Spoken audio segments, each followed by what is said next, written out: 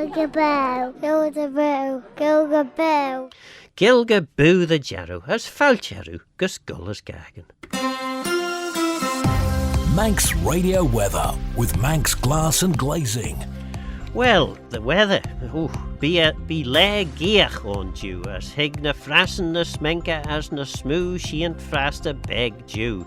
Being here near as na jas nyatel, as fuddy the gin in nyatigagus gel ons ball na gare faster Jew. Being temporarily smoo shark Celsius jeg and rate. Be green as frassen on jaloon, houds wissen gear bjorn and nyatel ludica beggin. Being temporarily smoo shark Celsius jeg.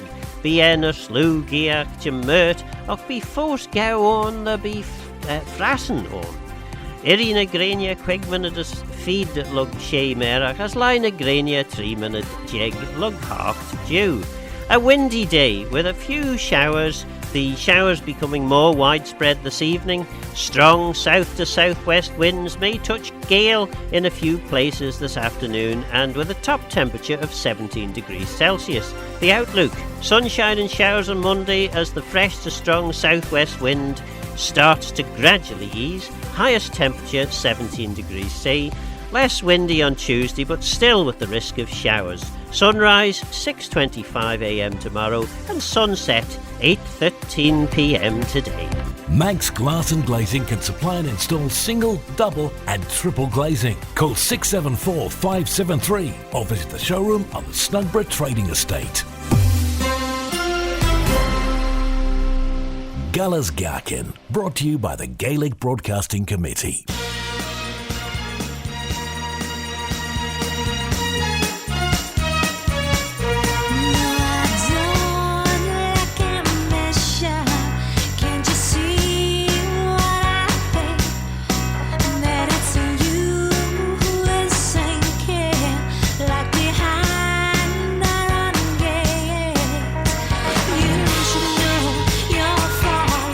Fiction, I could tell you're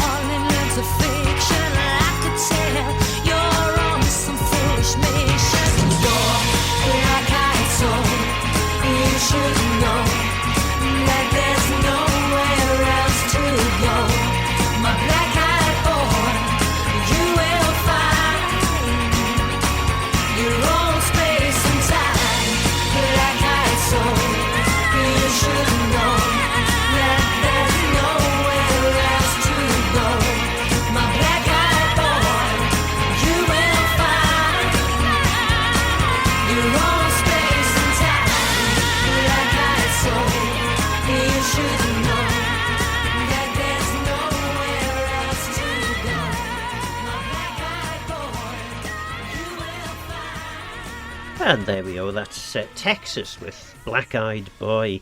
No black eyes on Peter Kelly today. And Peter, you joined me in the studio because I was intrigued by a press release that came out, I think, yes, from DEFA, talking about railway stations and legislative building among 13 sites up for registration. And I thought, who could I speak to about that? And your name immediately sprung to mind. So, Peter, where would we start? Legislative chambers, I suppose, is a good place to start. But it wasn't always a legislative chamber. Well, no. In fact, what you've got here is virtually three buildings.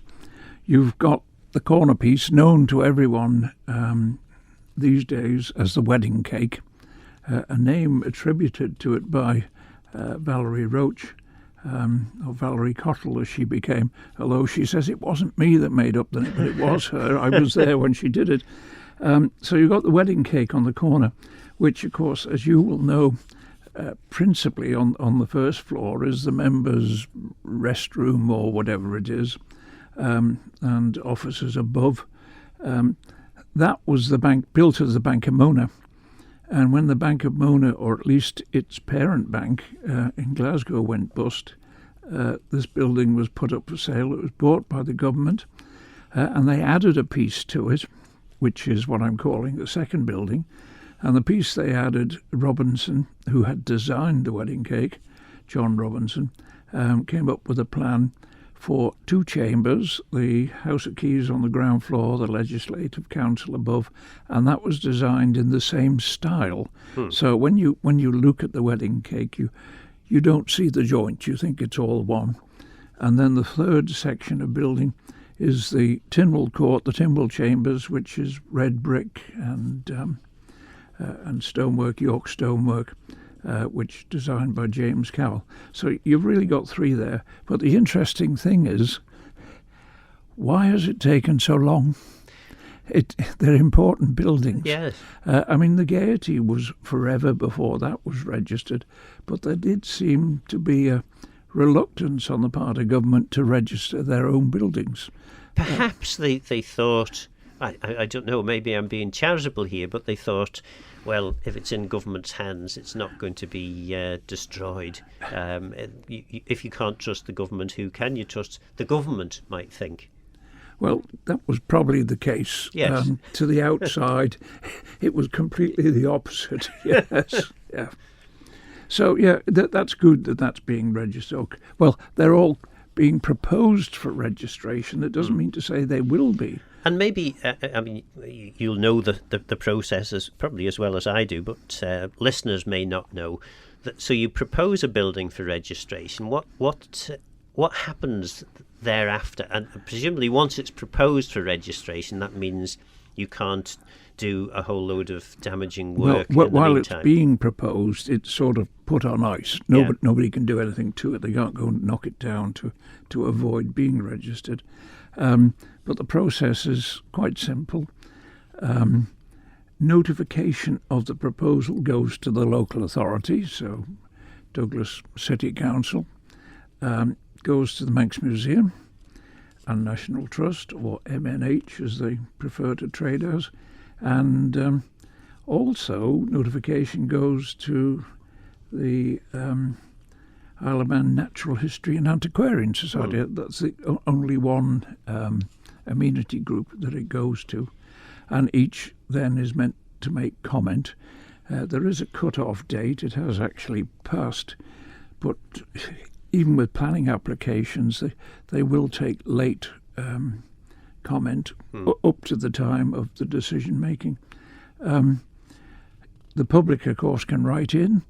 The owner is included in the list of who they have to tell, and they have to then weigh up the pros and cons, those who objected, those who say good idea, and then finally come up with a decision.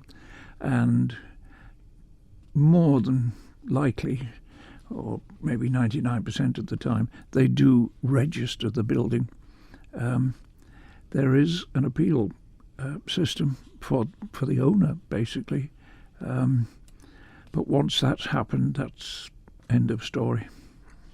Because unlike the system for buildings registration or protection in the UK, there's no funding goes with this, is there? No, there was.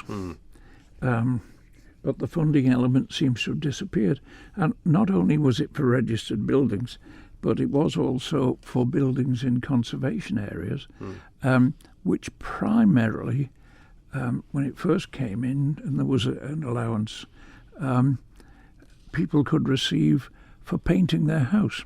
Right. Gosh. So that made it attractive to live in a conservation area. But now that there is no assistance at all.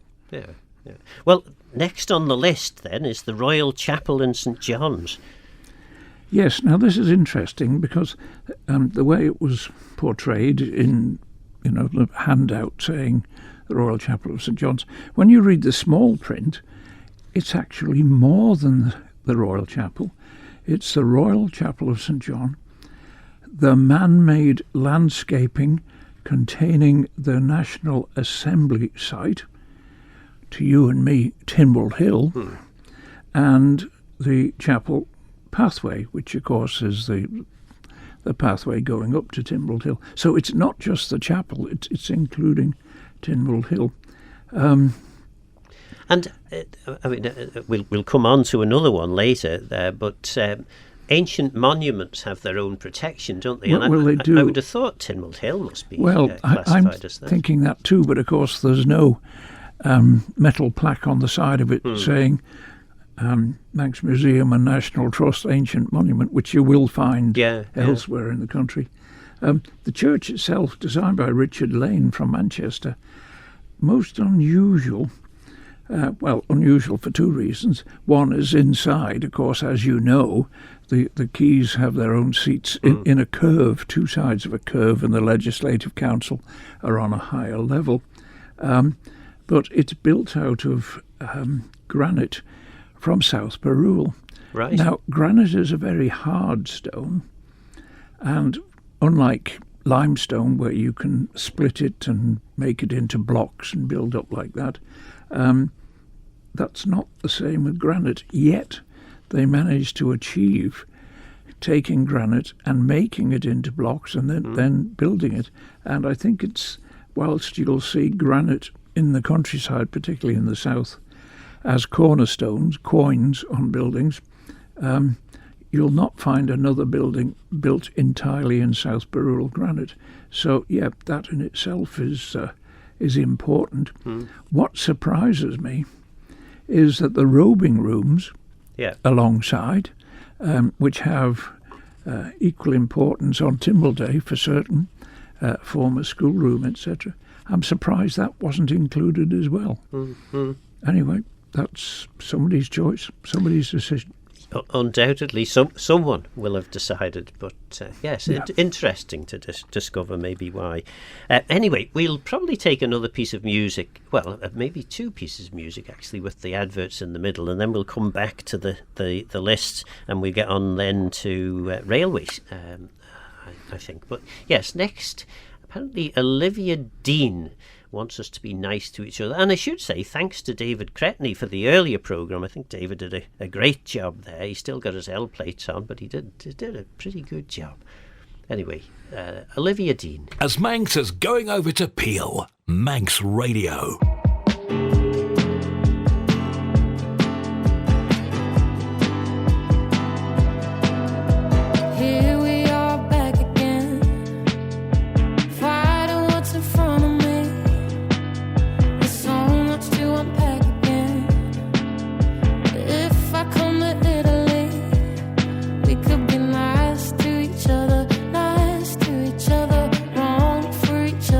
Right for each other and right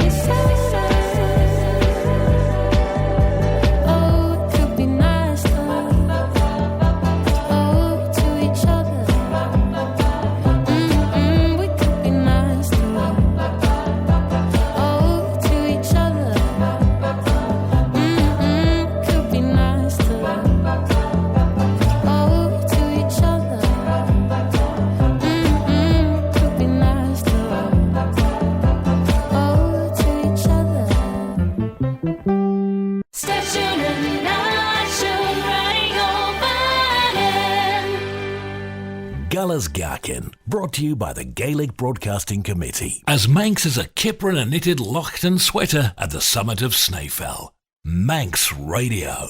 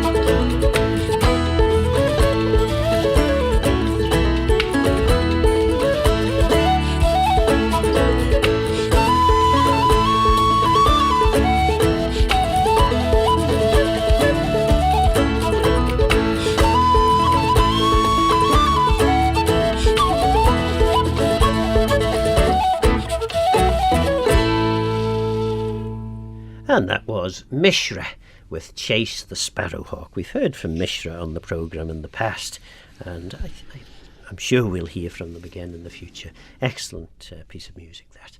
Well, back to our list of buildings up for registration.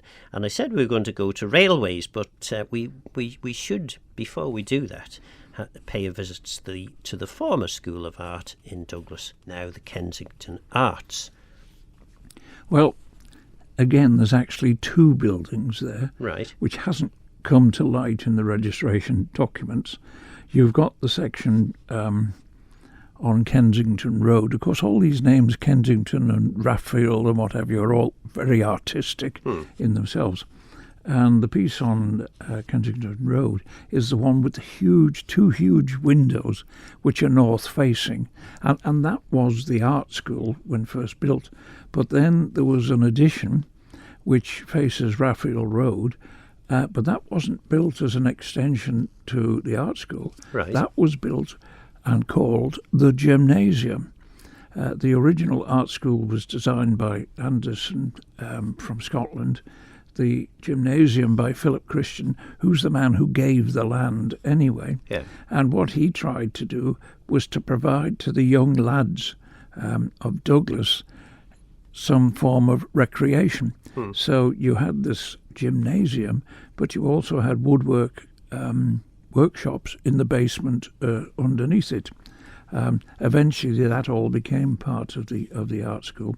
So yeah, that's proposed for registration, and well done, because a future government, a future Department of Education or whatever might say, well, this is not getting used properly. Let's pull this down and build a new whatever. And if it's registered, then the process has to be a lot tougher to actually get registered building consent for demolition. And the significance of the art school itself, I mean, how would you describe it? Yes, it is significant in the sense of there was a movement towards creating an art school, and Archibald Knox went to it. Bailey Scott, the architect, went to night school at the Douglas Art School, not to teach, but in fact to learn, and that's how he got to know Archibald Knox. So, yeah, it has an importance, and it was a new slant on education at the time, encouraging those who had artistic ability to use it. Great. Well, we can now finally chuff along to the railways, and in this case, we'll start off in Peel, the Peel railway station, now part of the House of Vannin. Yeah, well, the Peel railway station originally was a wooden building, the same as the Douglas railway station was, and of course that was the first line straight through the valley. Douglas railway station in the 1890s was replaced by the red brick building that we see today. In Peel, it wasn't until the next century, I think it was 1907, when what we see today with red roof, rough cast walls, painted white, etc., arts and crafts related building designed by Harry Cowell came along. So yeah, that is worthy, and it shows, or it has already shown, how a building, when it's no longer needed for the purpose it was built or built for, can be used for something else. And so what was a waiting hall and ladies' cloakroom and all the rest of it is now both a cafe and exhibition hall. But again, there's small print on this one. What it says is former railway station at Peel, but the small print is also the water tower. All right. Which is down the far end of the car park. So that's included in the registration. And effectively, for those who don't know, and I'd probably class myself among them, I think I could work out where the railway track went, but effectively it came through the middle of of what is now the House of Manannan up to the old station, which is the cafe and the exhibition hall. Yeah, but what you've got to bear in mind, there was no roadway on the side between the harbour and the railway line. So in fact, the railway line was right on the edge. Right. And it was a bit later that the harbour wall went in and the roadway was created. So yeah, there's been changes there. Great. Then we'll head north and we get to the Kirkmichael Fire Station, which apparently also used to be a railway station. Yes, it was. This was the Manx Northern Railway, which was an entirely separate thing from the steam railway that went through to Peel and then went down as far as Port Erin. The two did merge eventually. So they had their own architect. He came from London, a chap called Thomas, W.H. Thomas. So there are several of his buildings still extant because there are a lot of gatehouses because the railway line in the north crossed several roads, and each one required a gatehouse and a gatehouse keeper to open and close the gates as the train was coming. So it's pretty well intact, right. That in its shape. You can see it was a railway station, and although they built a fire station alongside it, this was used as offices, etc., to do with the fire station. And again, another example of reusing a building. Yes, I was trying to imagine how you could fit fire engines into a railway station, but you've explained, so thanks for that. And then we zip back to Douglas, where we find the workshops and the signal box at Douglas railway station are to be registered. Yeah, well, they're being registered separate, but the workshops, which comprises machine workshop, woodwork workshops, etc. But again, small print also includes the tank house with 2 water tanks, which is separate from the main workshops.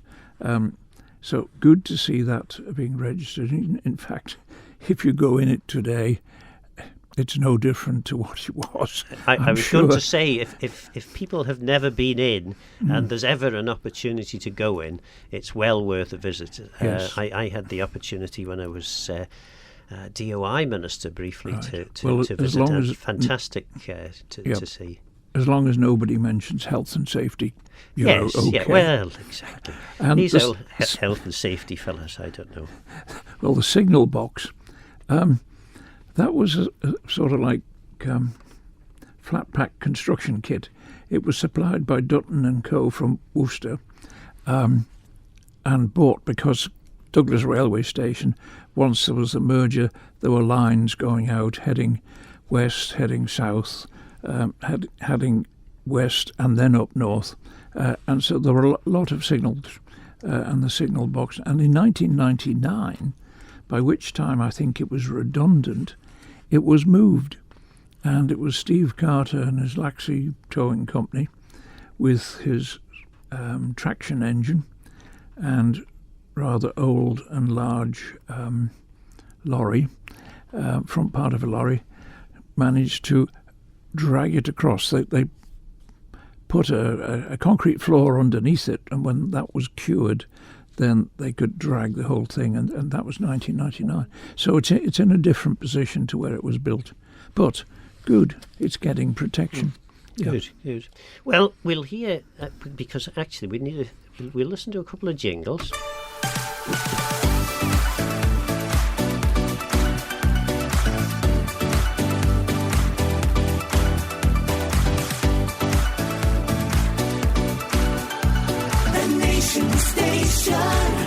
Manx Radio Station Radio Vannin. And that is our cue to say that we've got a Manx track coming up. But just before we do, quick check in on the weather. Bia rastach leis frassen as bian gia ludiga began a vegan ka na len short chit. So yeah, it'll be very windy. Rastach is a great word. Manx word means wild, windy weather, and with a few showers, and the wind gradually relenting over the next couple of days, but the showers sadly don't. So our Manx track is going to be the Mollig Band with Don't Hurt Me Now, a nice, quiet, reflective piece of music on a rather wild and windy sort of a day. Galas Gaccan, brought to you by the Gaelic Broadcasting Committee.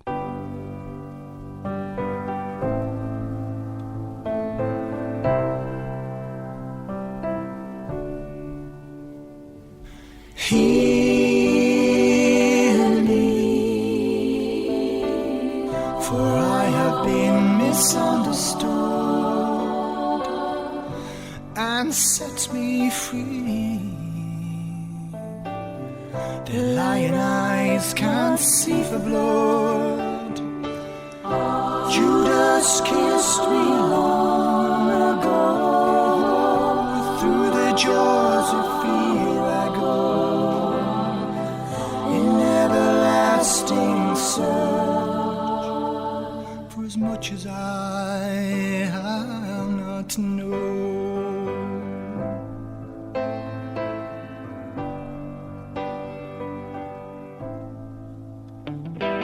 Sail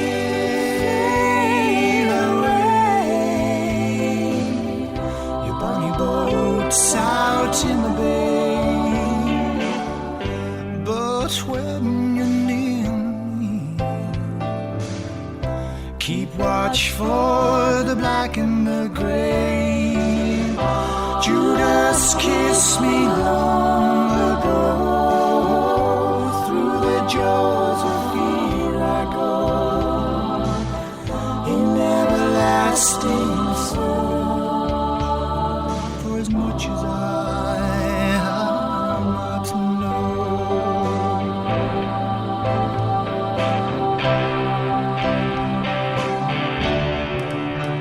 So draw your pen and legislate for those you cannot educate for me. When you sail your ships of stone, see that you're not left alone. Out where the oceans touch the skies and the orange seas the Gothic lies. For you, in silent grace and solemn vow, to never laugh, never cry aloud. Don't hurt me now.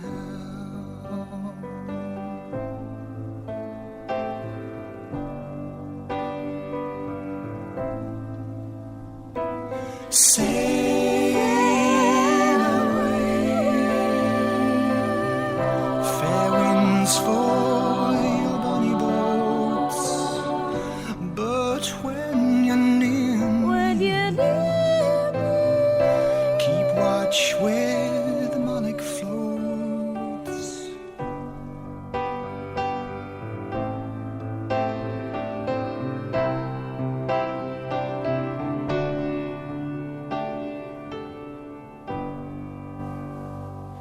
And that was the Mollig Band with Don't Hurt Me Now. Well, back to our little chat with Peter Kelly about the registration of various buildings. I think they're all in government ownership, I think, aren't they? Yes. So the next one on our list is Monk's Bridge, and surely that is an ancient monument. Well, I thought that too. And in which case, if it is, it's already protected. Yeah. But I suppose there's nothing wrong with belt and braces. Exactly. It's the only medieval bridge on the island. It's reckoned to be 12th century.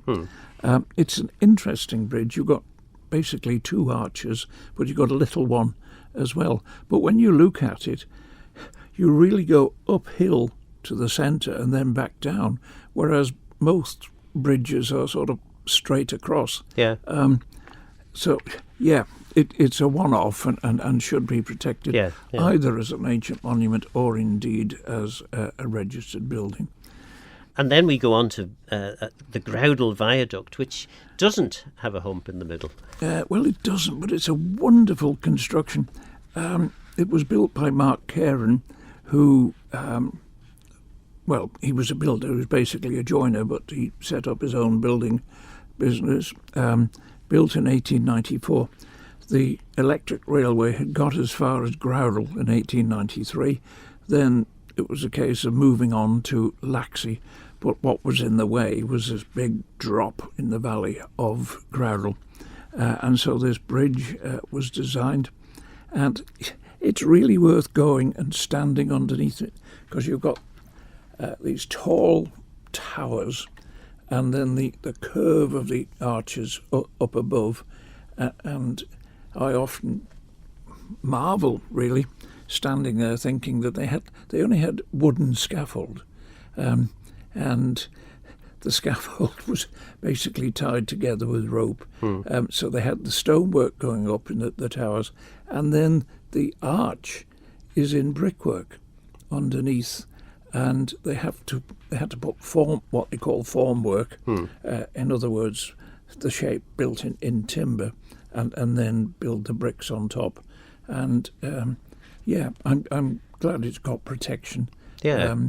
No, it's a tremendous viaduct, as they describe it. Oh, yeah. It is, as are a couple of other buildings we'll talk about, or structures we'll talk about in a second or two.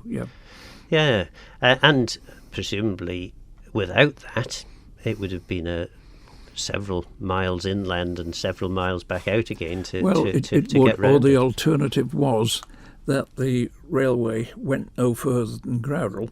There was thoughts at one time to sort of double up and come round up on on the house drake, on the howe, Yeah. and build on that row after row of houses. And the electric railway was intended to be the suburban method of transport. But as it happened, it proved as a very popular tourist attraction, and that's why it went to Laxey and then on to Ramsey. And eventually, of course, up to Snaefell as well. Snaefell, yeah. Well, we'll come back to the remaining structures in the second hour, but we have an interesting interlude to listen to from Charles Garden. But first, we'll hear from Farrell. Oh, is it Farrell or Pharrell Williams? I'm never entirely sure, but one of those. And this is the Happy Song. It might seem crazy what I'm about to say. Sunshine, she's here, you can take a break. I'm a hot air balloon that could go to space. With the air, like I don't care, baby, by the way. Because I'm happy. Clap along if you feel like a room without a roof. Because I'm happy. Clap along if you feel like happiness is the truth. Because I'm happy. Clap along if you know what happiness is to you. Because I'm happy. Clap along if you feel like that's what you want to do. Here come bad news, talking this and that. Well, give me all you got and don't hold it back. Well, I should probably warn you, I'll be just fine. No offense to you, don't waste your time. Here's why. Because I'm happy. Clap along if you feel like a room without a roof. Because I'm happy. Clap along if you feel like happiness is the truth. Because I'm happy. Clap along if you know what happiness is to you. Because I'm happy. Clap along if you feel like that's what you want to do. Hey, go. Bring me down, can't none bring me down. Your love is too high. Bring me down, can't none bring me down. I said, bring me down, can't none bring me down. Your love is too high. Bring me down, can't none bring me down. I said, because I'm happy. Clap along if you feel like a room without a roof. Because I'm happy. Clap along if you feel like happiness is the truth. Because I'm happy. Clap along if you know what happiness is to you. Because I'm happy. Clap along if you feel like that's what you want to do. Because I'm happy. Clap along if you feel like a room without a roof. Because I'm happy. Clap along if you feel like happiness is the truth. Because I'm happy. Clap along if you know what happiness is to you. Because I'm happy. Clap along if you feel like that's what you want to do. Bring me down, can't none bring me down. Your love is too high to bring me down.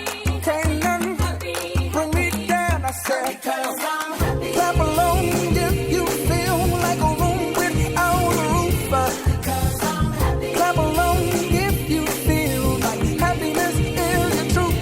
Because I'm happy. Clap along if you know what happiness is to you.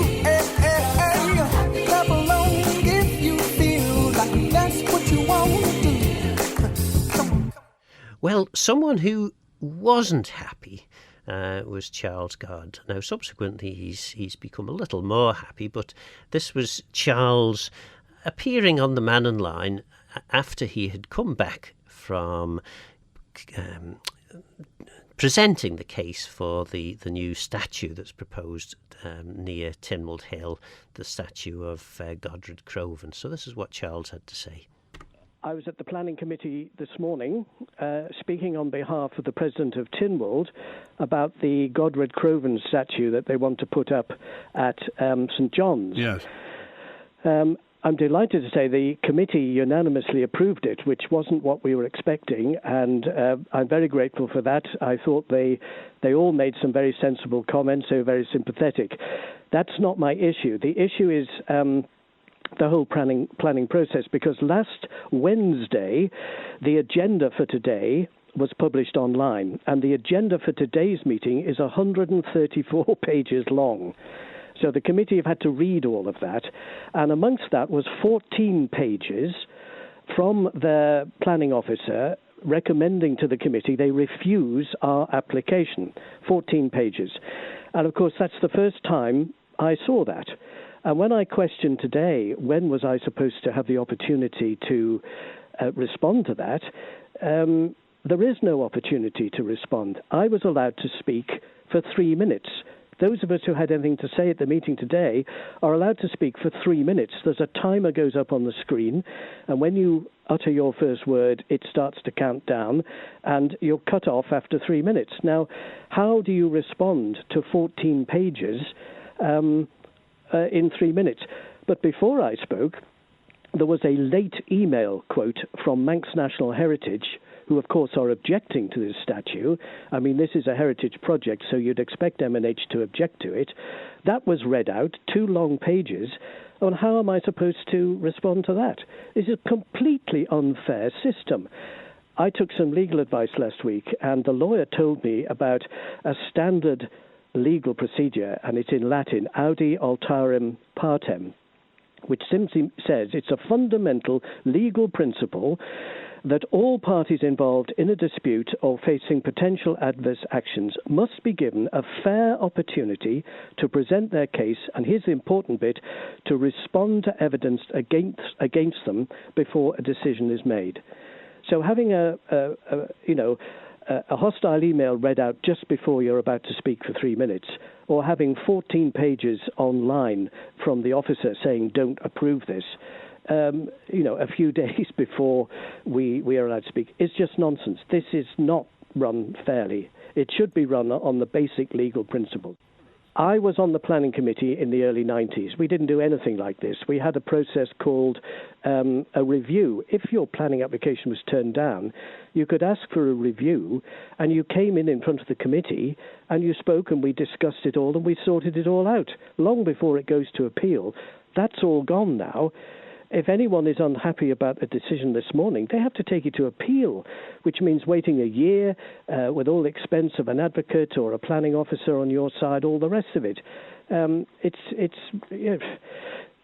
minutes. 3 minutes. You have to speak very, very quickly. I hardly drew breath. I practiced and timed it.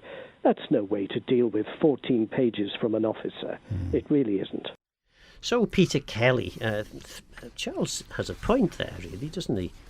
Oh, he does. I mean, I've been at a number of planning meetings and had my 3 minutes. But let's take an example. Say you've got a terrace of houses and opposite is the equivalent terrace. And one of the houses decides it wanted to build out in front.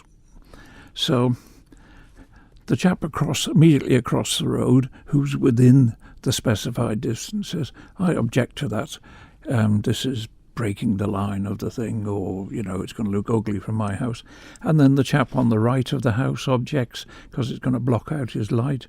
And the chap on the left also objects. Now, that's not 3 people with 3 minutes. There is only 3 minutes in total for any objectors. And this is where Charles is right. It's not fairly balanced, particularly if you've got a planning officer who'll talk for quite some time. I gather the late email from the museum in being read out took 6 minutes, yet Charles only had 3 minutes in which to state his case. But we were all told at the time, this is what happens elsewhere.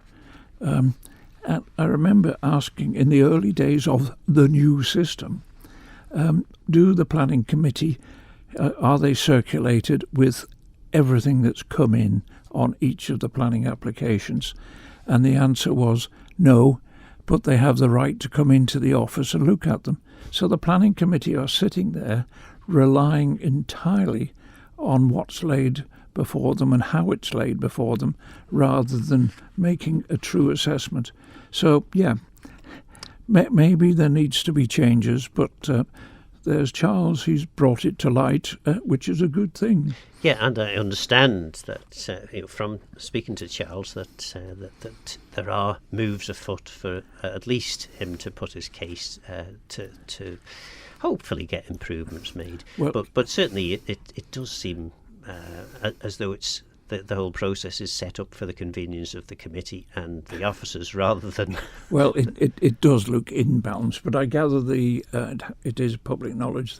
The museum have sought an appeal, so Charles will have a chance again to speak. You get a longer chance, don't you? Oh, yes, no time limit on that. Yeah. Right, well, how are we doing? Will we go back to looking at the list? How about Moores Bridge, Laxey? We've got about a minute. Is that long enough, or is that good, or will we struggle? No, that's long enough. This is the bridge that goes over the road bridge across in front of the flour mills. That goes back to 1854, the same year that Laxey Wheedle was built, and the same year that the new road in Laxey, because before at Laxey you had to go right down the dip to the harbour and then up the other side through Glen Road.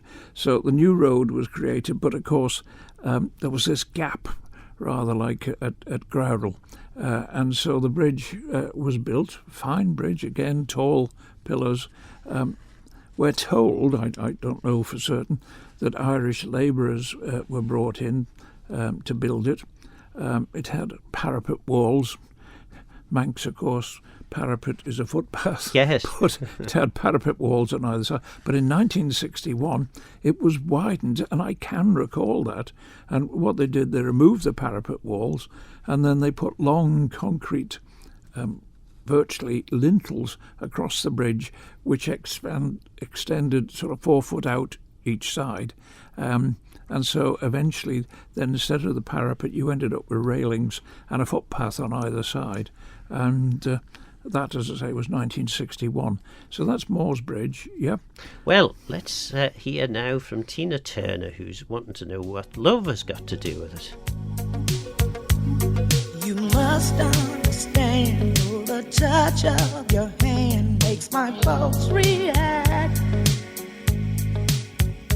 That it's only the thrill of boy meeting girl opposites attract. It's physical, only logical. You must try to ignore that it means more than that. Oh, what's love got to do with it? What's love but a second-hand emotion? What's love got to do with it?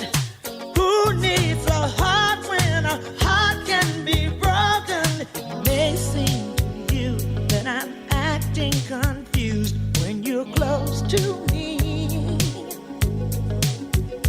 If I tend to look dazed, I read it someplace, I've got cause to be. There's a name for it. There's a phrase that fits. But whatever the reason, you do it for me. Oh, what's love got to do with it? What's love but a second-hand emotion? What's love got to do with it? Who needs a heart when a heart can be broken?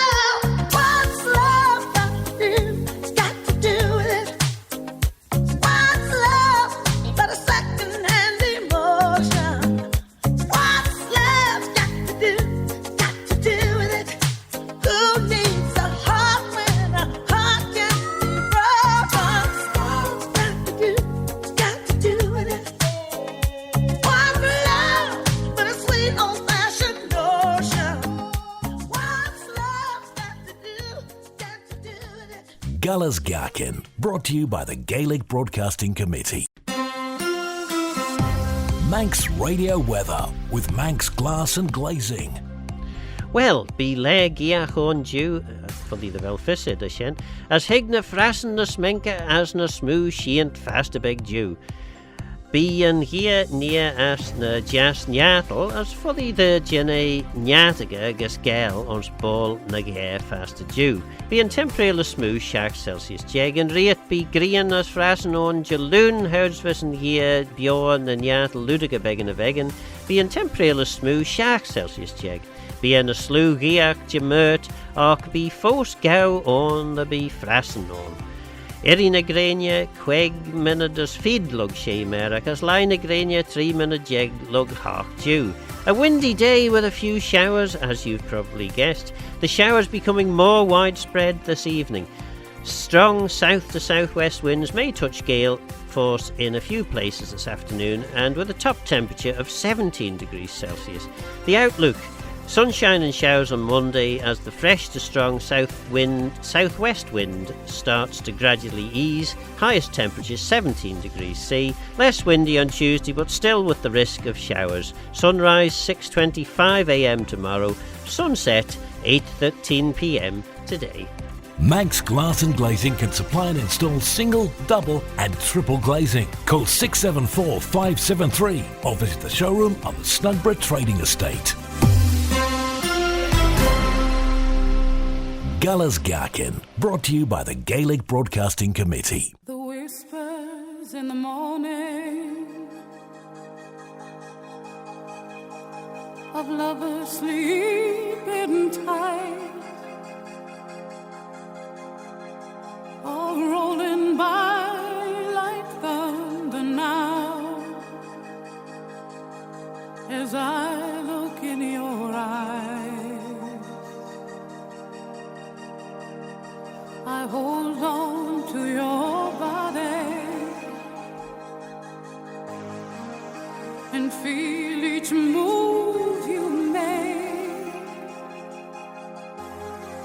Your voice is warm and tender, a love that I could not forsake, 'cause I am your lady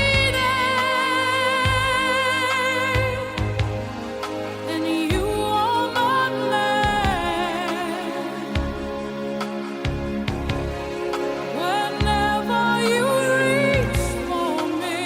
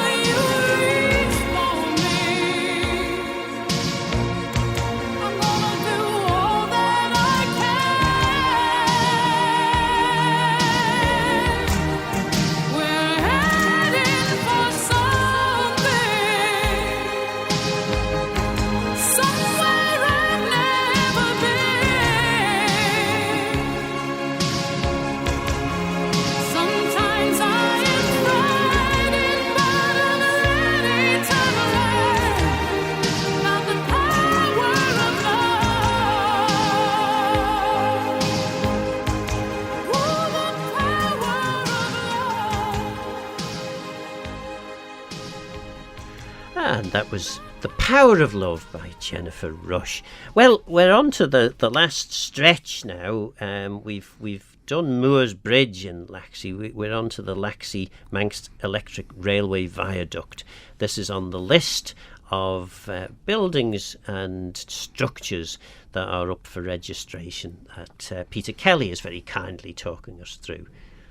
Well, this runs parallel with Moores Bridge. It still has its parapet walls, and it's built. The whole thing's built in stone, and the parapet walls have got castellation or crenellation, I think, running on either side, which is in red terracotta. I have read, but I can't be too certain about it, that they started to build it in March of 1898, and it was complete by July of 1898, and it was Mark Cairn. Suppose if he was still alive, we'd get him to do Douglas Promenade in 6 months. But yeah, it was him again, and again, going down underneath and looking up, that, you know, to think that they've had to get up there on wooden scaffold and create the arches is quite something. The other railway bridge, Manx Electric Railway Bridge, is at Ballua. Yeah. And the railway viaduct, they call it. Now, that's different because it's got steelwork. That was built between 1898 and 1899. You've got the stonework coming up to it, and rather like Laxey, before they built the MER bridge across the valley, the MER stopped on the other side of the valley behind where the shops are today. And so when it got to Ramsey, again, the Ramsey stop was outside the town until they built this bridge. But this bridge, the actual bridge itself is steelwork. And back in 2015, they spent a lot of time. In fact, they had to have a temporary stop for the MER. They spent a lot of time on brushing down all this steelwork, coating it, repairing bits that needed repairing, and then painting it. In fact, if you look at it now, it's very hard. If you're driving, you just can't see it. You've got to walk alongside. But it looks like a brand new bridge.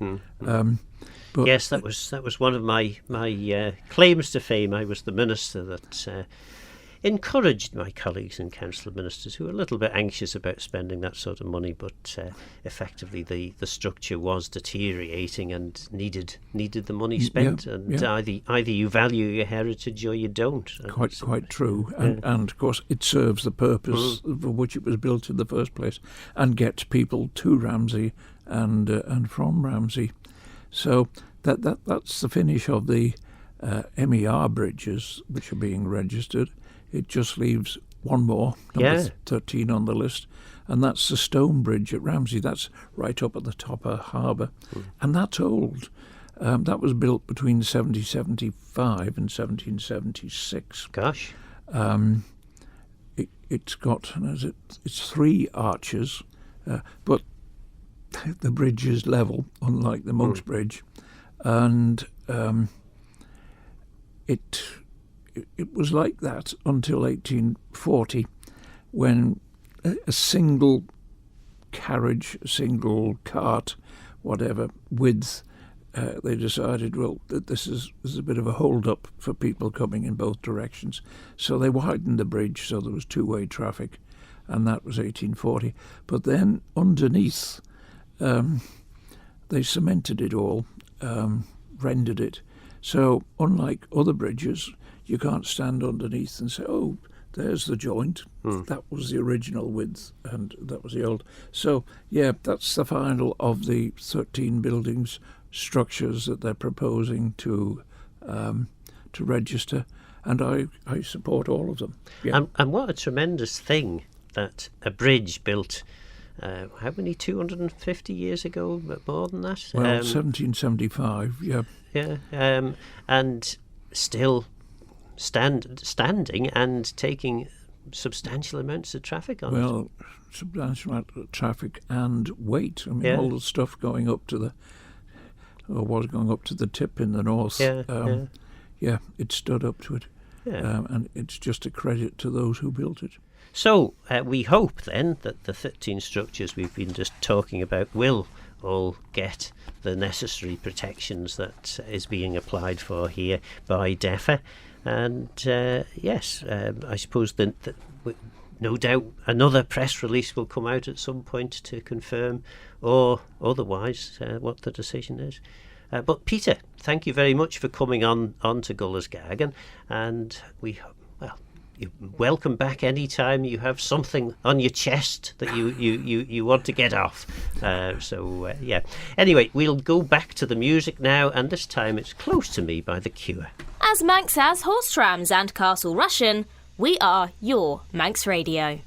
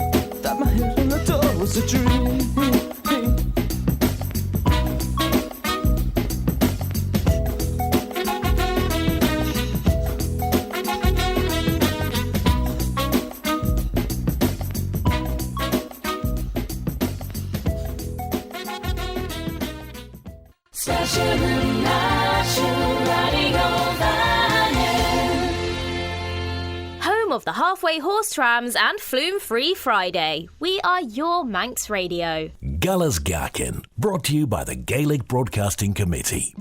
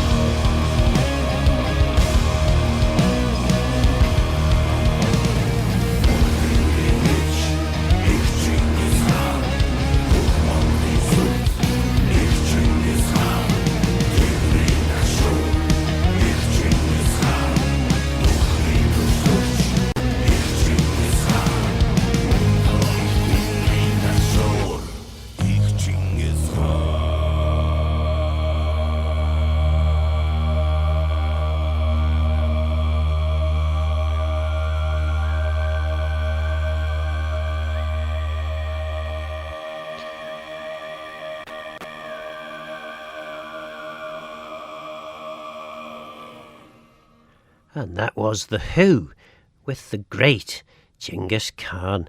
The Who being our Mongolian friends, Mongolian metal band, The Who. Yes, marvellous stuff, I thought. Anyway, I really enjoy them.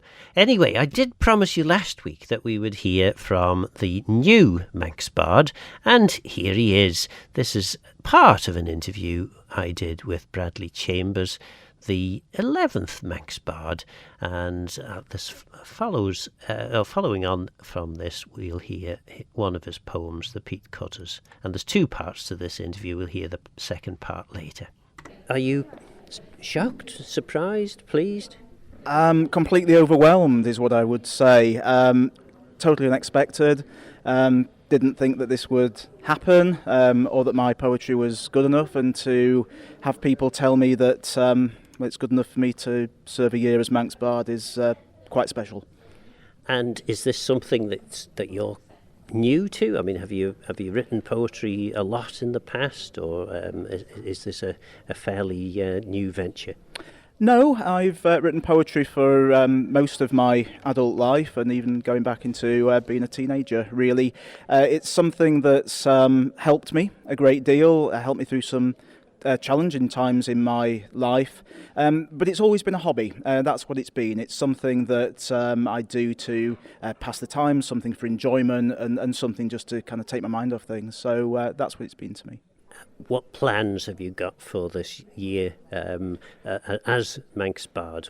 How are you going to promote poetry across the island? I think that's a very difficult question to answer, because the Manx Bard will need to respond to requests as they come in, and events as they arise. So I think I'll have to be very flexible in my approach in terms of what I do with my time. But more than anything else, I want to get out there, meet people, be a voice to interpret stories, and to promote arts, and particularly poetry on the Isle of Man. Inevitably, because this is the Isle of Man, people will be saying, "Wow, Bradley Chambers, who's that then?" I sometimes ask that question too. So I am from Yorkshire originally. I'm not a Manx man, which makes this particularly surprising. But nonetheless, I've lived here now for 2 years. This is my home. The Isle of Man has given me a great deal, and I think this is a chance for me to give something back. In terms of your poetry, what are the things that inspire you? What are the particular topics that you like to write about? I think inspiration can come from anywhere. Inspiration is an unexpected thing. So I might see something that I want to write about. There might be an event or a particular conversation, perhaps. So that's really what happens for me for poetry. I think my poetry is very interpretive of what is actually going on around me. But more than anything else, I have a commitment to doing something about injustice and inequality. That's what motivates me in my career. So I think that will be a recurring theme throughout my poetry throughout the year as Manx Bard. What do you think a poet needs to do by way of communicating with the audience that they have? I think a poet needs to be open to voices and experiences. More than anything, a poet needs to be a listener rather than a talker, and needs to find a way of not only hearing and listening, but being able to actually say something back as well about people's experiences. So I see poetry as being very much interpreting people's experiences and being able to say something about them as well. This is called The Peat Cutters. They'd tax the air you breathe, he huffed as he stood in the mud of the lag. Would they could. He dug and hauled the excavated turf to me, to load into his car parked down on Brandywell Road, then left to dry on the concrete roof of the shed. It burned a smoke which evoked our closeness to the land. Pennypot, the Turberry peatlands, but there are holes. 5,000 years of blanket bog, supplanted by dry heath. The fail sliced the landscape. Try living with what we had. I don't know what will kill us first. We hack this land for fuel like generations did. My energy to duel with you runs low. The Nation Station, Manx Radio.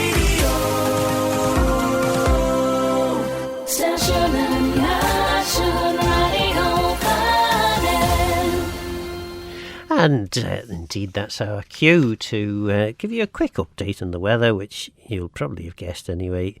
Be rastach, Karen Lair Man, leis frassen chit na spenke as na smú shiant, as merach be green as frassen on as jamurt, be na slú geach jamurt och be fós gau on the be frassen chit rish. So yes, it's windy for the rest of the day with a few showers. The showers becoming more widespread this evening. And tomorrow, sunshine and showers. Tuesday, less windy, but still with a risk of showers. And our Manx track is Engage by braew. And this one is one that you can have an opportunity for a bit of a jig about the kitchen table. Galas Gaccan, brought to you by the Gaelic Broadcasting Committee.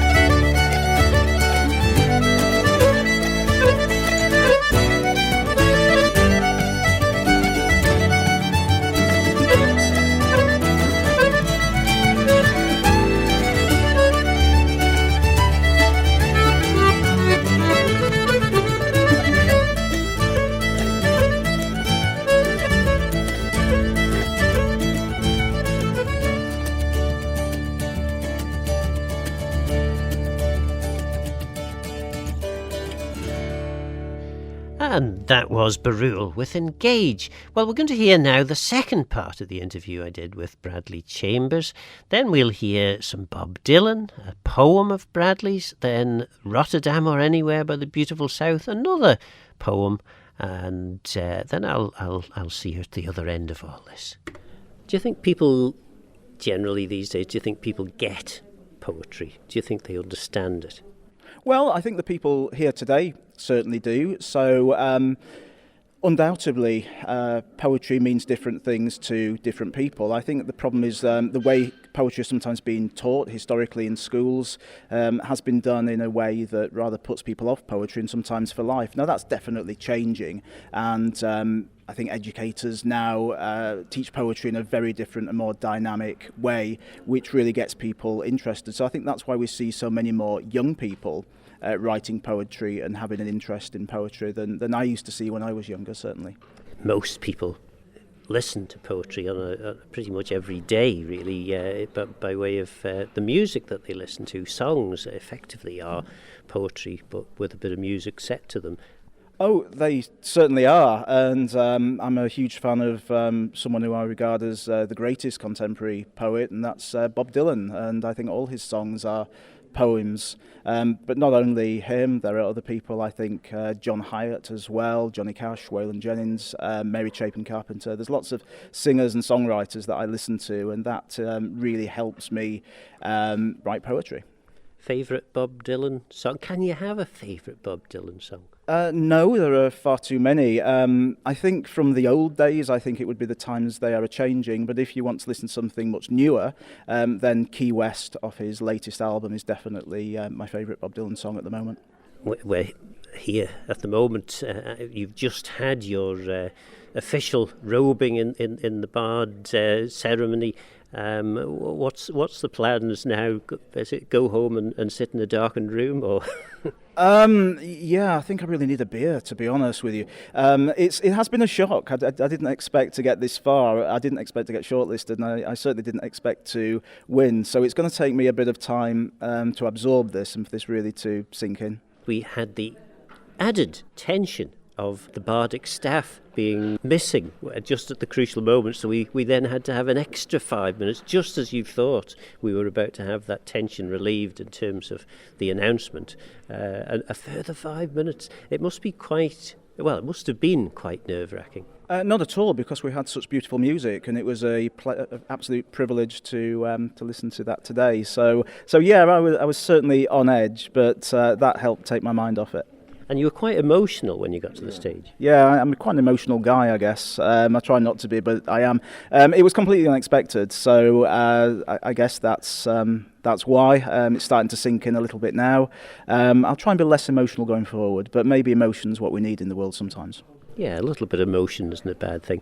Well, thank you very much, Bradley, for talking to us, and hopefully now we're going to hear some of your poems. Would you be willing to recite a poem or two?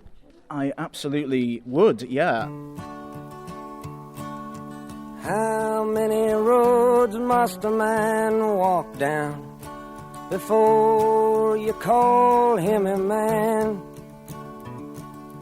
How many seas must the white dove sail before she sleeps in the sand?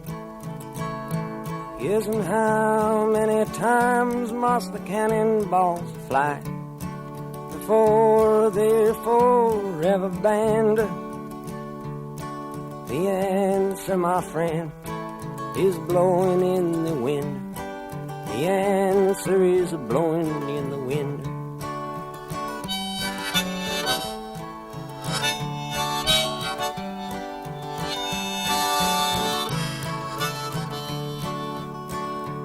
Yes, and how many years can a mountain exist before it is washed to the sea? Yes, and how many years can some people exist before they're allowed to be free? Yes, and how many times can a man turn his head and pretend that he just doesn't see? The answer, my friend, is blowing in the wind. The answer is blowing in the wind.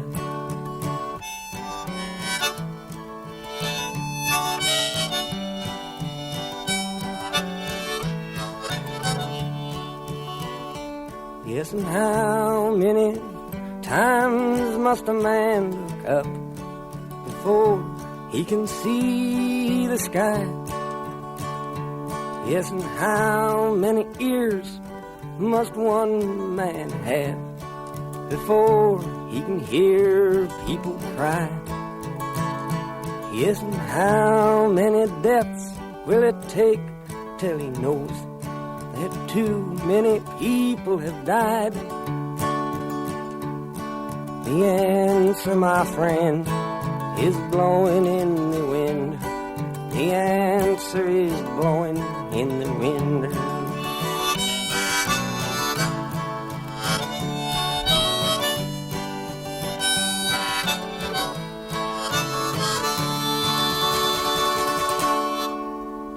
This is called Marco Moon. Of course, it was the wrong chance, the wrong set of circumstance, pitting wrong me v wrong you, the wrong space, the wrong time, forcing fragments into rhyme. Unsaid lines that drift anon, once outrun and followed on. Could we lead, then lead we should, traipsing time's assertion, but we blamed our introversion. Empty bay on lonely noon, conclusions drawing in too soon, flicker flame and fade the day, fleeting swell and passing bough, sad and soft susurrus now. All that remains is the moon. Steps retraced on western June fade as soon as they are made. Paths you trod will overgrow, someone else sleeps in your bed. In rooms which closed behind you, the very air is displaced. Those recall stumble over, only misremembered phrase. All is swept and thrown away, not one single thing remains. Each day less than one before, silence, screaming, lingers on. What is gone is good and gone, to give chase to warmer sun. It passes, fades, ages, dies, just rain clouds in darkened skies, till I dare compare the past to pages of unwritten lines.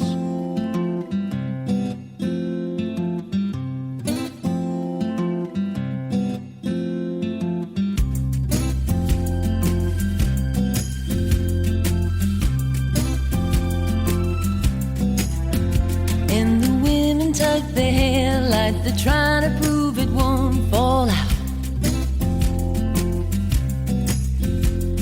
And all the men are gargoyles dipped long in Irish stout. The whole place is pickled, the people are pickles for sure, and no one knows that they've done more here than they ever would do in a jar. This could be Rotterdam or anywhere, Liverpool or Rome, 'cause Rotterdam is anywhere, anywhere alone, anywhere alone.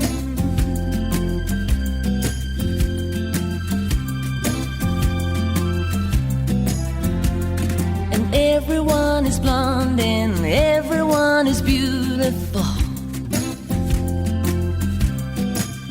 And when blonde and beautiful are multiple, they become so dull and dutiful. And when faced with dull and dutiful, they fire red warning flares, battle cocky personality with red underwear. This could be Rotterdam or anywhere, Liverpool or Rome, 'cause Rotterdam is anywhere, anywhere alone, anywhere alone.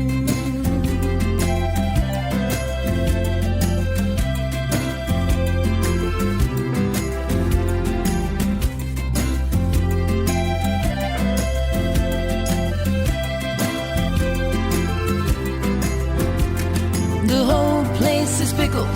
The people are pickles for sure. And no one knows that they've done more here than they ever would do in a jar. This could be Rotterdam or anywhere, Liverpool or Rome, 'cause Rotterdam is anywhere, anywhere alone. This could be Rotterdam or anywhere, Liverpool or Rome, 'cause Rotterdam is anywhere, anywhere alone, anywhere alone, anywhere alone, anywhere alone,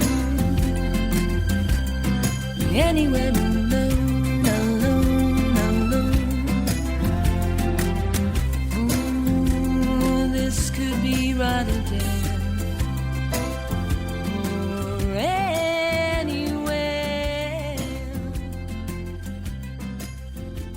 Guller's Gaccan, brought to you by the Gaelic Broadcasting Committee. This is called Able in Body. Able in body, less so in mind. The carers, they come, they're generally kind. And the man from the village comes to see me sometimes, and we drink cups of tea as the time passes by. Now where are my glasses? I had them just then, when I wrote down that number. And where is the pen? It's hard to make sense of the days of the week when each day seems the same and there's no one to speak to. But I shouldn't complain or moan without cause when there's worse off than me, stuck inside, stuck indoors. I still make my way once a week to the shop. They say, "You should slow down, June." If I did that, I'd stop. My daughter drops by now and then when she can, but she's busy with work and she's got a new man. He's younger than her, though that's none of mine. She asks how I'm doing. I say I'm doing fine. We start reminiscing of times that have passed, long since gone, and things have gone missing. And I know I'm not right, and something's gone wrong. It's these tablets he gave me, they're making me dizzy. Try to focus my mind to keep myself busy, but there's not much to do when you're all day alone. I can't face my food. I've lost nearly 2 stone. I know what will happen, but I'll try to resist. If they try to take me, I'll show them my fist, 'cause I'm able in body, though less so in mind. And I don't like this new one, and I think you will find I had £23 in that jar over there, the empty one there on the shelf by the stairs. But if I say anything, they'll say the reverse. She's getting forgetful, it'll be in her purse. Well, it's not there now, is it? And I'm feeling worse. I keep the door locked and stay safely inside. Ignoring the knocking, I'm not losing my mind. I still know what's what. I'll stay safe inside. I'm not losing my mind. I won't let them win. I stay safe inside. No, you're not coming in. I'm not losing my mind.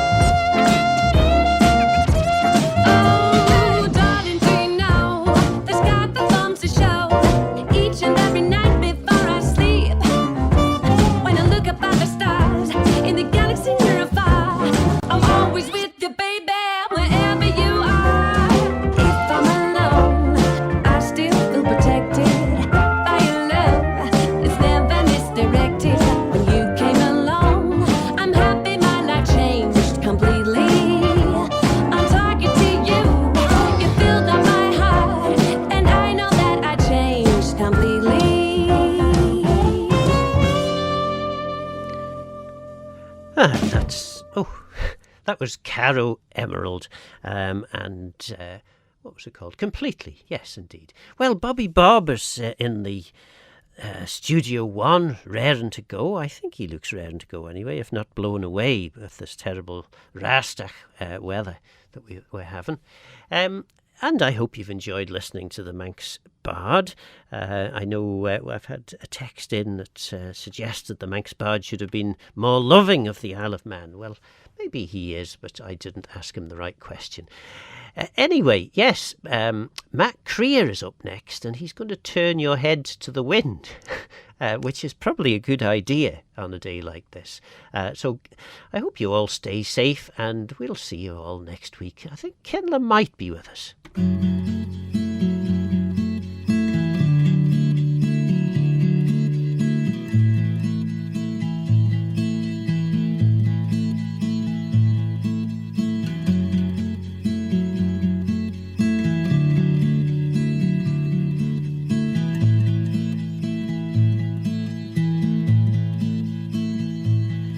In an angry, violent town that the rain will never clean, where the snarling circus clowns bear their teeth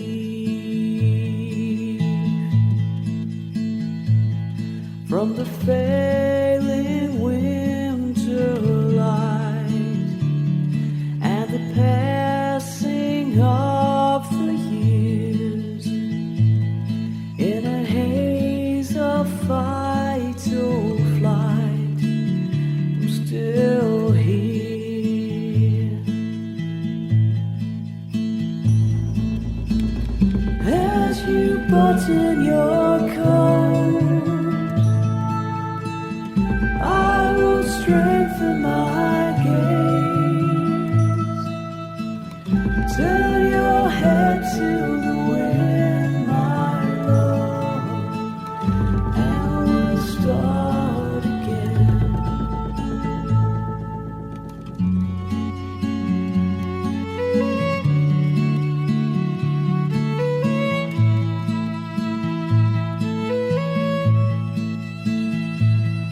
As I feel the push and swirl of 1,000 empty hearts, we will watch their frozen dreams fall apart.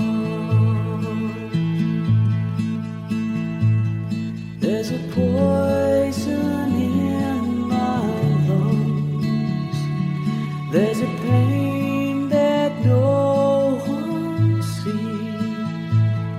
There's a fear that this is all I will be.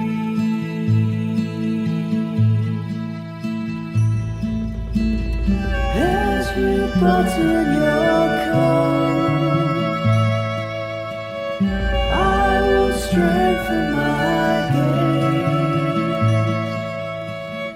Turn your head to the wind,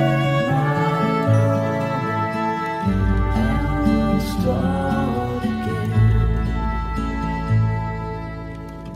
and we'll start again.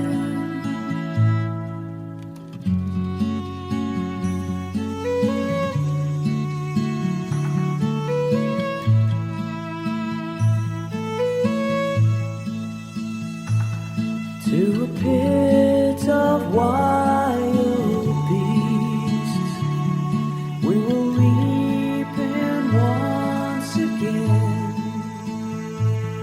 and the sky